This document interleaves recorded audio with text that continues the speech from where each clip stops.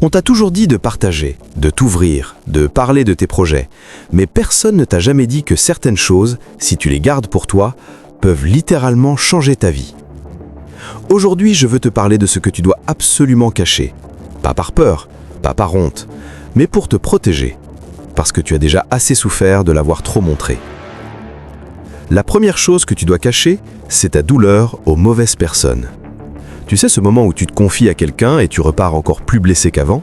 Ce moment où tu as ouvert ton cœur et on t'a répondu avec des jugements, des conseils non demandés, ou pire, un silence gêné? C'est parce que ta douleur est précieuse. Et comme tout ce qui est précieux, elle ne se confie pas à n'importe qui. Tout le monde ne mérite pas d'entrer dans tes blessures. Certaines personnes n'ont pas la capacité de tenir ce que tu portes. Ce n'est pas leur faute, mais ce n'est pas une raison de continuer à te blesser en cherchant de la chaleur là où il n'y en a pas. Apprends à choisir. 2 ou 3 personnes maximum. Des personnes qui ont prouvé, par leurs actes et non par leurs mots, qu'elles sont capables de tenir ta fragilité avec douceur. La deuxième chose que tu dois cacher, c'est ta guérison en silence. Quand tu commences à aller mieux, quand tu commences à te reconstruire, tu as envie de le crier. C'est normal, c'est beau même. Mais fais attention, parce que ta guérison est fragile au début, comme une petite flamme qui vient de s'allumer. Le moindre souffle peut l'éteindre. Et il y a des gens autour de toi, pas nécessairement par malveillance, qui vont souffler sur cette flamme, qui vont te rappeler qui tu étais, qui vont douter de ta transformation, qui vont minimiser tes progrès. Parfois parce que ta guérison leur rappelle que eux n'ont pas encore commencé la leur. Alors guéris en silence, avance doucement, laisse les résultats parler quand ils seront assez solides pour résister au regard des autres. La troisième chose que tu dois cacher, c'est tes rêves au cœur fermé. Tu as des rêves, des vrais. Ceux qui te tiennent éveillé la nuit, ceux qui font battre ton cœur différemment quand tu y penses.